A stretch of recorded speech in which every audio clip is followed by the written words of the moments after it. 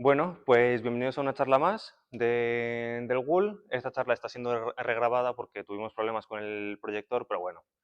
Y hoy vamos a hablar un poco sobre self-hosting, un poquito de introducción a cómo alojar servicios y webs, ya sean escritos por ti mismo o descargados de internet. Yo soy Jorge, yo soy el actual presidente del GUL y voy a ser yo el que dé la charla hoy. Para quien no nos conozca, el GUL, el Grupo de Usuarios de Linux, somos una asociación enfocada en el código libre y en el sistema operativo de Linux. Pero bueno, para empezar, ¿qué es el self-hosting exactamente? ¿Qué es el autohospedaje? Pues pensad en los servicios, en los servidores, en todo lo que usáis en vuestro día a día. Google, los servicios de Google, los servicios de Microsoft, los servicios de Amazon, todo eso está alojado en servidores, porque la cloud no es una nube como tal, son servidores físicos que están alojados en otro lado. ¿Y qué es lo interesante de esto? Que puedes hacer esto mismo tú con hardware que tengas por casa o dispositivos que ya no uses, etc, etc. ¿Y qué puedes hacer con esto? Pues puedes alojar básicamente lo mismo. Pues puedes alojar proveedores de medios, como pueden ser Jellyfin o Plex, para crear tu propia Netflix personal. Puedes alojar tu propio gestor de contraseñas para no depender de los gestores en la nube de Google y demás. O también bloqueadores de publicidad, como es Pi-hole, que bloquea la publicidad a nivel de red. Y hay una infinidad de posibilidades. Hay hasta subs de Reddit donde se puede ver lo que aloja la gente o los setups de estos mismos que utilizan, que son una bastada. Luego también, pues una cloud privada. Puedes alojar todos tus archivos para poder acceder desde donde sea a ellos. Ya sean diferentes protocolos, sean nativos de Linux o de Windows, vas a poder acceder a todos tus archivos desde cualquier sitio, tan solo conectando un disco al servidor y arrancando los servicios correspondientes. O también, como esta charla estaba más enfocada a desarrolladores, para poder alojar tus propias webs, tus propias aplicaciones, para poder testearlas antes de subirlas a un entorno de producción, pues también puedes utilizar tu propio servidor, puedes autoalojarte tus aplicaciones usando Docker, puedes autoalojarte también en entornos de desarrollo para tener, pues imaginaos que estáis trabajando desde el portátil, pero luego desde casa te queréis tener exactamente el mismo entorno. Donde vais a lanzar las aplicaciones queréis tener el mismo entorno. Pues podéis tirar del Remote Development de JetBrains o también de VSCode. Lo único que hacen es tirar su servidor del entorno en el servidor y vosotros os conectáis remotamente. Y todo esto proveído por aplicaciones como Nginx, Apache, etc. También lo podemos considerar como una VPS baratica, que ahora os voy a comentar un poquito más, pero en vez de estar pagando mensualmente por exactamente lo mismo, un ordenador en la nube de otro servicio de cloud, podéis autoalojaroslo vosotros mismos. ¿Qué se puede usar como servidor? Cualquier cosa, o sea, este por ejemplo es el mío, que es literalmente un ordenador que me he montado con piezas de AliExpress, que me ha salido en torno a los 200 euros, pero es que se puede utilizar cualquier tipo de hardware que se le pueda instalar Linux y que tenga un puerto Ethernet y ya está. Y el puerto Ethernet es opcional, básicamente. Este es el servidor del secretario, otro ordenador, pero lo mismo, no hace falta un ordenador premontado, puede ser hasta un portátil, un ThinkPad que os encontréis por casa. Y lo que tiene aquí puesto por encima es un PKVM. El KVM lo voy a explicar más adelante, pero es básicamente poder acceder a vuestro servidor como si estuvieseis físicamente ahí, por así decirlo. Luego, pues estos son de mis compañeros, un portátil que tenían por casa o también un Mac Mini. Pues lo mismo, dos portátiles. Los tiene conectados por Ethernet al router y desde ahí puede acceder a ellos para configurarlos remotamente.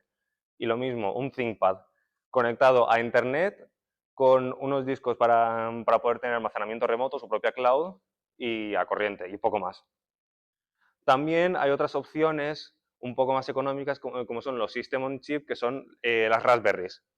Las Raspberries de toda la vida son estos System on Chips que tienen todo integrado en una misma placa, toda la interfaz de red, USB, de vídeo, memoria RAM, etc. está en el mismo chip y eso únicamente lo tenéis que conectar y aunque no sean demasiado potentes, hay bastantes servicios que están optimizados. Por ejemplo, para montar vuestra cloud, si es bastante simple, si no vais a tener muchos usuarios, no vais a necesitar demasiado cómputo. O también lo que os había comentado antes, Pi-hole, que es el bloqueador de anuncios a nivel de red, está principalmente desarrollado para alojarlo en una Raspberry. Pero también hay otras opciones más económicas, como son los RADXA o los Orange Pi. Si buscáis por internet vais a encontrar muchísimas opciones.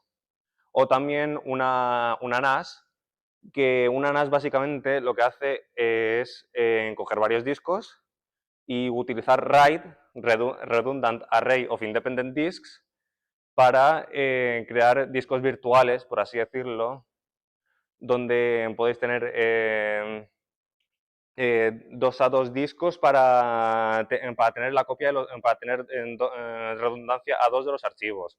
O podéis usar los 4 discos para crear un disco virtual más grande. Y estos suelen venir con su propio software y están más enfocados en clouds privadas, almacenamiento, básicamente. Lo que os iba a comprar es con las VPS, las clouds privadas que podéis pagar mensualmente para que os den acceso a ellas, es que acaban siendo más caras a lo largo del tiempo. Si vais a usar, si necesitáis levantar un servicio durante un mes o durante varios días y no necesitáis demasiado cómputo, pues podéis tirar de una VPS. Pero esto del self-hosting es de cara a futuro, que esto lo vas a tener conectado siempre en tu ordenador, en la corriente en casa, y vas a tener siempre tus servicios ahí para poder utilizarlos. Esto, lo del consumo medio y demás, es mi propio caso, que lo he estado midiendo, hay enchufes que miden la corriente que está consumiendo un dispositivo, y el mío consumía 13 de media. Tomando en cuenta los 300 euros de inversión inicial, que es lo que me ha costado el ordenador, el servidor, pues comparado con una VPS que es bastante menos potente, que es lo que tengo yo en casa, se acaba amortizando a los pocos meses. Lo dicho, si necesitáis el cómputo para poco tiempo porque vais a alojar algo simple y demás, no merece tanto la pena hacer self-hostear tus propios servicios, pero a largo plazo sí que merece la pena. De los componentes que he utilizado, los componentes los podéis sacar de donde sea, porque tampoco es algo que necesite un uptime del 99,9999%, ¿vale? Esto si se os cae durante un día entero, pues no pasa nada, cogéis, compráis otro componente, lo reemplazáis y ya está. No hay usuarios que dependen de ello. Pero bueno, la memoria RAM la he comprado antes de que empezase a subir como loca. Me he comprado 16 GB de RAM por 44 euros. Esto todo es AliExpress. Podéis utilizar también Temu y demás, pero yo tendría bastante cuidado porque específicamente los componentes de hardware os pueden estafar bastante fácil. Pero si utilizáis componentes con buenas reseñas y demás, no deberíais tener demasiados problemas. Pero bueno, la memoria RAM, 44 euros. El disipador, 18 euros. Podéis encontrar también por PC Componentes, por Amazon, componentes baratos o también por eBay, si no os fiáis tanto de páginas chinas. Luego los procesadores también son bastante baratos de este Intel Xeon porque porque hay componentes que vienen de servidores antiguos que los están revendiendo para sacarles algo de profit, pero que son perfectamente funcionales. Se utilizaron en servidores anteriormente, pero los podéis utilizar. Y también para estos mismos procesadores, aunque sean Xeons, hay proveedores chinos que fabrican placas específicamente para este tipo de procesadores porque saben que hay un público objetivo, hay gente que los compra de verdad y que los utilizan de forma casera. Luego, pues un cable SATA para conectar mis discos, y también hay que tener cuidado porque este tipo de procesadores, como son de servidores, no llevan tarjeta gráfica integrada, entonces vais a necesitar una salida de vídeo para poder, aunque apenas utilicéis el servidor, aunque no vais a necesitar conectarlo a un monitor desde que terminéis de instalar todo, para poder configurar las cosas sí que necesitáis un monitor antes de poder acceder remotamente. Y luego, pues los discos, igual, podéis meteros por eBay y encontraros SSDs baratas o discos duros baratos que deberían funcionar de forma bastante apropiada. O portátiles igual, un ThinkPad, 100 euros, esto cogéis, lo conectáis, lo enchufáis a internet, a corriente, y ya tenéis un servidor. Y le instaláis Linux, por supuesto. Pues para sistemas operativos, una vez ya tenéis el hardware, ahora necesitáis el software. ¿Cuáles son las opciones más utilizadas? La primera es Debian, lo más básico, lo más estable que podéis encontrar. Los paquetes se actualizan cada bastante tiempo, pero claro, eso es lo que hace que Debian sea estable. Que los paquetes, no es una rolling release, no se actualizan los paquetes cada día. Y es bastante estable, no tenéis... bueno, hay aplicaciones para poder gestionar remotamente usando una página web o vuestro servidor, pero para eso podéis tirar directamente de Proxmox, que es un hipervisor de tipo 1. El hipervisor virtualiza a nivel de sistema operativo, no virtualiza a nivel de aplicación. Entonces, es bastante más eficiente a la hora de crear máquinas virtuales o contenedores. Luego también tenemos Fedora, que a diferencia de Debian, los paquetes se actualizan cada menos tiempo. Las versiones de los paquetes son más recientes y también es igual de estable, no debería daros mucho problema. Y luego, pues, opciones como Ubuntu Server, no, por favor. Pero luego, si queréis algo más user-friendly, que tenga su propia tienda de aplicaciones, que tenga su propio gestor que podéis gestionar el servidor de forma más fácil sin que os pongan 20.000 opciones directamente y que no sepáis qué hacer. Pues tenéis Trunas o Unraid. Hay también bastantes otras opciones como CasaOS y demás que lo podéis buscar, pero eso, tienen una interfaz unificada, su propia tienda de aplicaciones y viene todo más automatizado y es bastante más user-friendly. Luego, para poder acceder al servidor, aunque estos sistemas operativos tengan interfaces web, imaginaos que se os cae el servicio de la interfaz web y no podéis acceder a vuestro servidor, o queréis transferir archivos y se os ha caído el servicio con el que gestionáis como SMB o NFS, pues tenéis el SSH. Por ejemplo, en nuestro propio servidor, en el servidor del Google, no tenemos casi nada expuesto, no nos dejan no nos dejan abrir el puerto de nuestra página de Proxmox, entonces lo que tenemos que hacer es acceder mediante SSH, enrutar la página de Proxmox a nuestro localhost y luego ya de ahí podemos acceder. Entonces, el SSH, aunque tengáis vuestra propia interfaz para gestionar todo, es bastante útil. ¿Y qué es esto? Pues que es básicamente tú abres una terminal dentro del servidor remoto, como si lo estuvieses tú gestionando desde ahí. Pues eso, redirigir puertos, mover archivos, etc. Y es muy inseguro abrirlo de forma pública. No lo hagáis. Y menos aún si no tenéis el inicio de sesión por certificado. Porque hay dos formas de iniciar sesión usando SSH. Ya sea por contraseña, que si lo tenéis expuesto dentro de casa no pasa nada.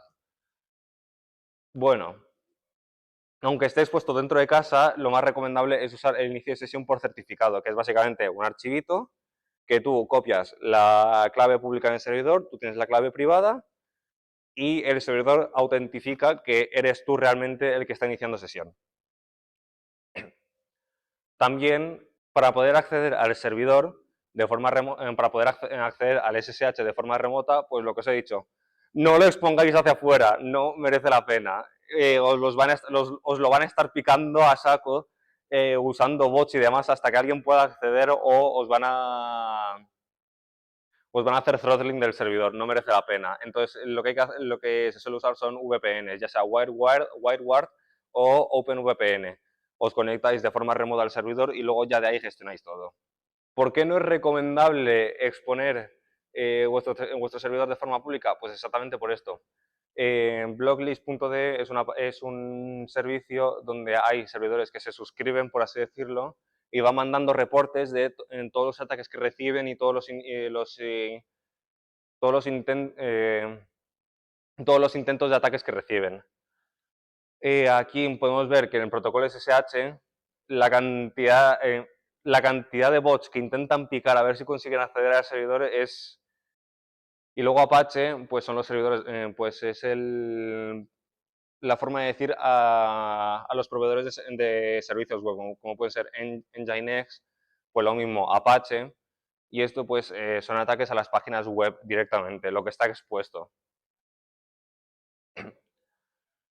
También, si utilizáis Proxmox, Unraid o TrueNAS, esto ya se gestiona automáticamente, pero el servidor, para que no se os rompa toda la configuración, tenéis que configurar IPs estáticas. La IP estática lo que hace es que siempre que el sistema se conecta a Internet, en vez de utilizar el servidor DHCP para que le provea con una IP, esta siempre se le asigna la misma IP todo el rato. Entonces, cuando tengáis reglas de forwarding en el router para abrir ciertos puertos y que se redirijan a vuestro servidor, no se os va a romper nada en el caso de que reiniciéis. Y pues esto es utilizando... Y esta es la forma de modificarla en sistemas basados en Debian. En otros sistemas puede ser diferente porque pueden usar, por ejemplo, Systemd Network o hay bastantes servicios que gestionan todo el apartado de red del sistema operativo. Para lo que os había comentado antes de los certificados, es bastante fácil. Primero generamos la llave, el tipo es el algoritmo criptográfico que utiliza la clave, y SSH Copy ID lo que hace es conectarse al servidor remoto y copiar dicha clave en el remoto que nos estamos conectando. Y luego también una de las aplicaciones que se recomienda instalar es Fail2Ban, que lo que hace es, no se utiliza solamente para SSH, sino que también protege más servicios y lo que hace es estar monitoreando todo el rato que se intenta conectar al servidor y en el caso de intentos fallidos y demás, lo que hace es bloquear la IP directamente y ya está. Y esto para la configuración del demonio de SSH, desactivamos la autentificación por contraseña. Primero, copiar el certificado para no tener que llevar otro teclado y para no tener que llevar un teclado y un monitor de nuevo al servidor y desactivarlo. Y luego ya se desactiva el inicio de sesión por contraseña. Desactivamos el inicio de sesión de root porque no nos va a hacer falta, simplemente nos iniciamos sesión con nuestro propio usuario y luego ya de ahí hacemos sudo su.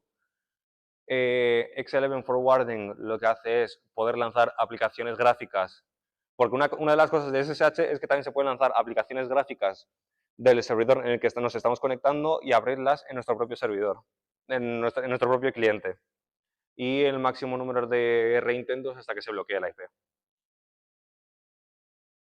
Luego, para poder levantar las propias aplicaciones, tenemos varios métodos de virtualización. Uno de ellos, pues, la máquina virtual de toda la vida, ya sea utilizando un hipervisor de tipo 1, que es el sistema operativo anfitrión Proxmox, o usando un hipervisor de tipo 2, que ya sea, por ejemplo, instalando primero Debian y luego por encima VirtualBox, VMware, etc. Y lo que hace es virtualizar el sistema operativo completamente, con su propio kernel, con su propio sistema completo, librerías y demás. Esto pesa bastante, consume bastante memoria, consume bastante espacio de disco, pero tienes un mayor aislamiento. Otra de las opciones más usadas, por sus contenedores idempotentes y que siempre vas a tener la misma configuración y el mismo entorno cada vez que levantas un contenedor, es Docker. El problema de Docker, bueno, mejor dicho, Docker, el overhead es muchísimo menor. Comparte el kernel con el sistema anfitrión esto tiene bastantes problemas de seguridad, pero si no nos ponemos a ejecutar aplicaciones maliciosas no nos va a pasar nada. Y lo que hace es que cada contenedor tiene contenida la propia aplicación, las librerías necesarias, y esto simplemente con coger y lanzarlo ya tenemos la aplicación levantada y todo funcionando correctamente. Luego, lo que hay que tener en cuenta es que hay que mapear las carpetas dentro del contenedor al host, porque siempre que los contenedores se cierran, se borra todo. Esta es una característica de los contenedores de Docker, que siempre que lo levantas vas a tener exactamente el mismo entorno. Y es para eso que todas las configuraciones y demás vamos a tener que mapearlas a nuestro host para no perderlas.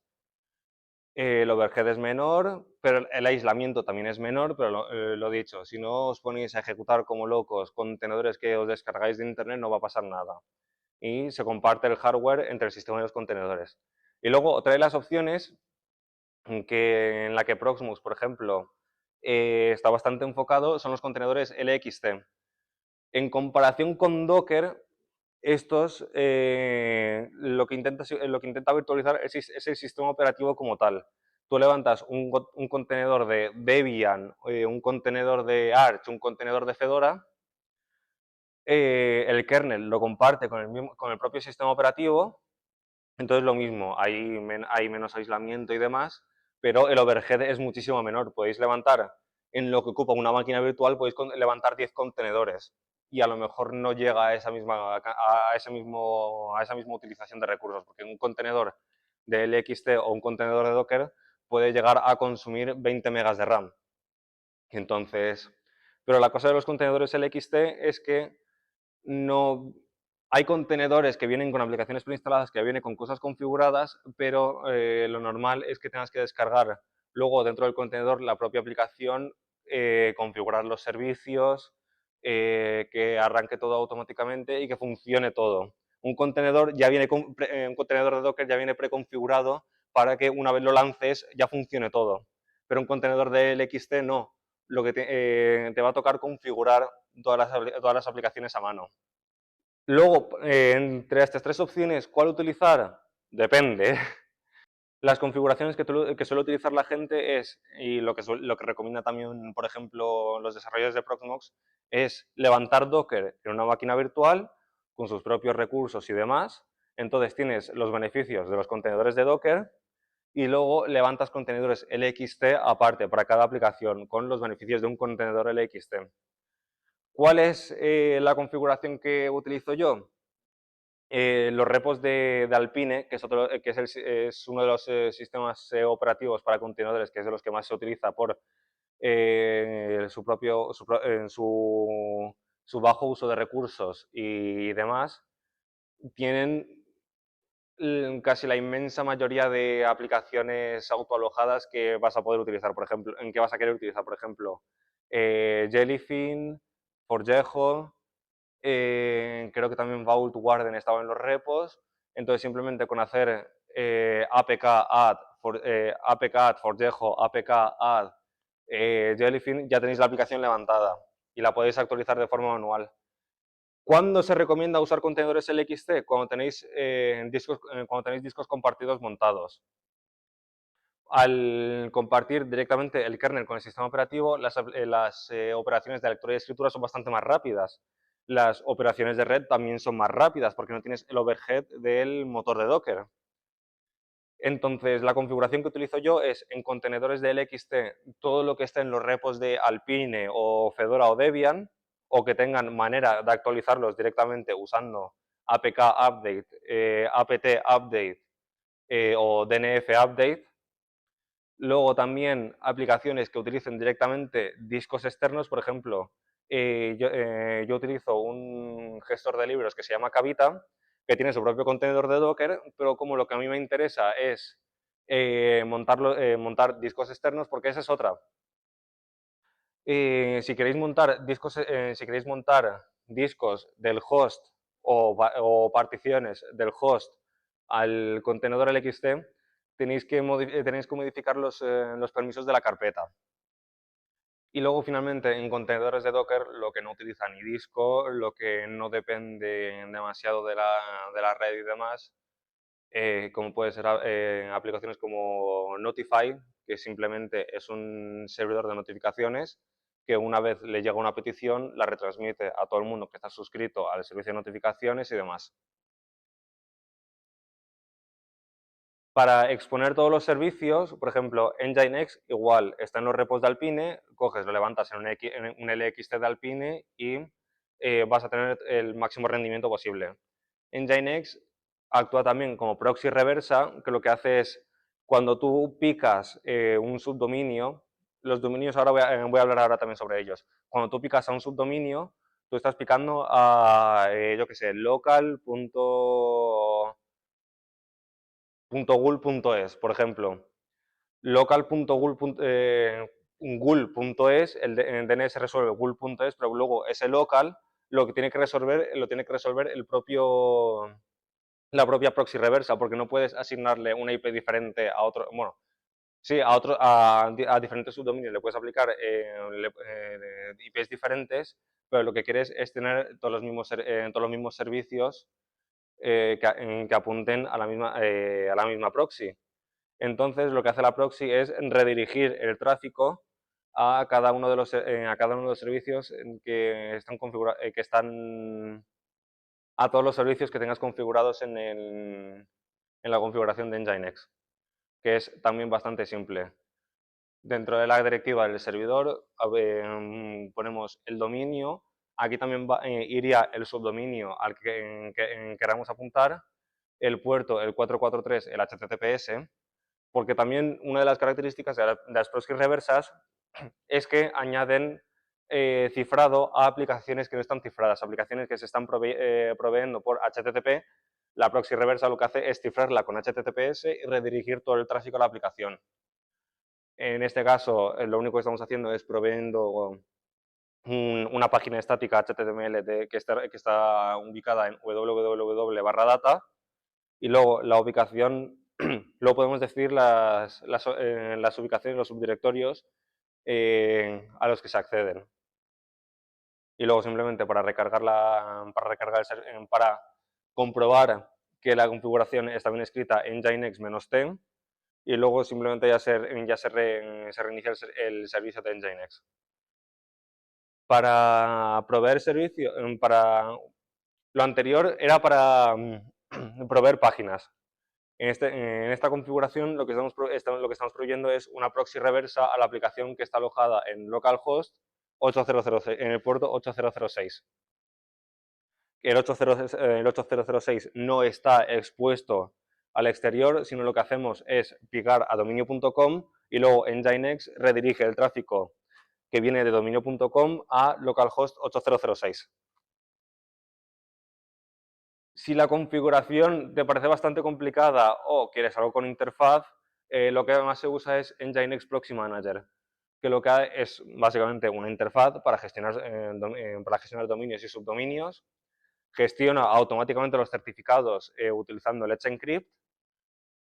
Puedes también subir tus propios certificados manualmente en el caso de que, por ejemplo, estés usando Cloudflare y necesitas el certificado intermedio, y te permite configurar en todas las páginas usando también configuraciones custom, en el caso de que necesites tocar alguna cosa que no esté especificada dentro de la interfaz. Luego, para redirigir puertos desde el router, hay proveedores de servicio, hay ISPs que no os dejan forwardear puertos, o que directamente no os proveen con una IP propia.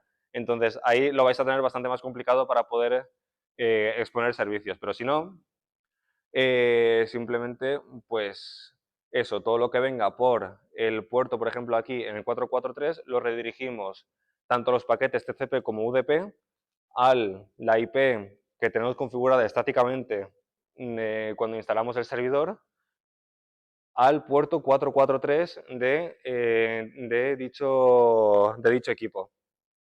Y lo mismo, esto es para HTTPS, el 443. Luego también aquí, por ejemplo, tengo el 80, el de WireGuard, que era el 51820, creo que era, y el de mi servidor de Minecraft. Para los dominios, os recomiendo bastante utilizar un dominio. ¿Por qué? no solamente para tener el cifrado, para tener el candadito, sino también para no tener que estar recordando IPs y puertos, ¿vale? Entonces, hay páginas como por ejemplo TLDlist, que podéis poner vuestro propio dominio y os sale en el sitio donde os sale más barato. Yo, por ejemplo, el mío lo he comprado en Cloudflare, tengo la renovación automática y me sale a 10 euros al año. Es bastante barato igualmente. O si no queréis pagar, también tenéis DuckDNS, que es un servicio de DNS gratuito que os dan vuestro propio subdominio de, yo que sé, google.duckdns.org y desde ahí podéis apuntar directamente a vuestro servidor y podéis utilizar también lo mismo cifrado y demás, pero claro, tenéis el dominio de DuckDNS y al que no le guste, pues tiene la opción de pagar 10 euros al año y comprar su propio dominio, no es demasiado caro. Luego, para exponerlo, el firewall lo que se recomienda hacer es cerrar los puertos que no se vayan a utilizar. ¿Por qué? Imaginaos que tenéis el servicio de impresión abierto y de repente se encuentra un CV 10.0 con ejecución remota de código a través del puerto de impresión y os joden el servidor. Os cogen, os entran y os roban todo. Esto es un caso muy extremo, hipotético. No creo que pase, pero lo recomendable es cerrar puertos que no se utilicen directamente y ya está. Y pues en vez de estar tocando iptables directamente, porque los comandos son bastante tediosos, pues se puede utilizar directamente Uncomplicated Firewall. Lo instalamos, lo activamos y simplemente ponemos allow, deny, el puerto, el protocolo y ya está.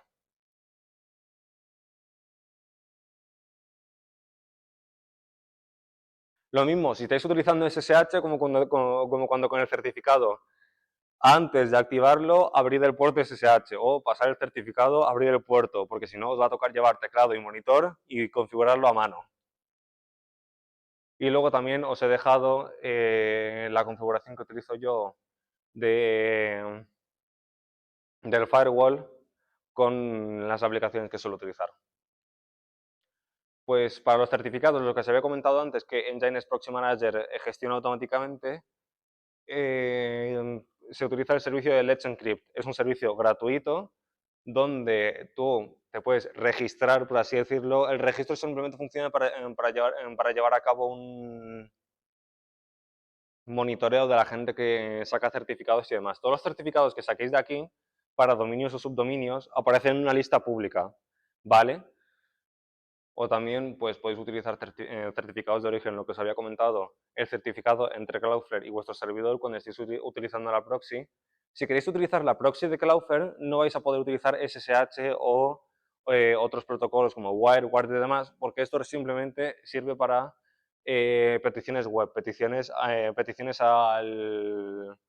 HTTPS. Y luego para la gestión remota, lo que se estaba comentando de Proxmox para máquinas virtuales o LXTs, o también si vais por la opción de Debian, tenéis aplicaciones como Cockpit, que lo mismo, tenéis vuestra propia interfaz, podéis gestionar discos, podéis gestionar red, podéis gestionar paquetes, tenéis la propia terminal web. ¿Cuál deberíais elegir? Depende.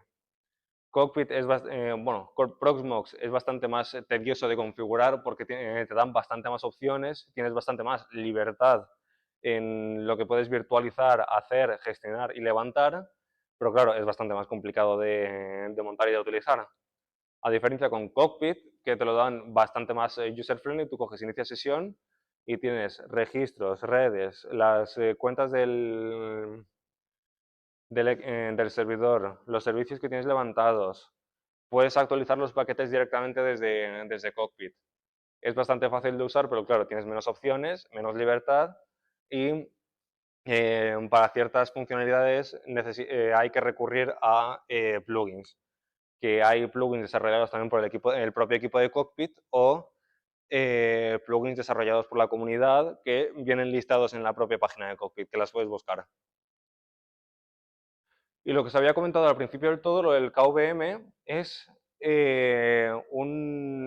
otro servidor, por así decirlo, básicamente, que se conecta por HDMI y por USB al propio equipo y digamos, por ejemplo, que necesito acceder a la BIOS. Necesito cambiar algo de la BIOS, no estoy en casa, necesito cambiarlo ya.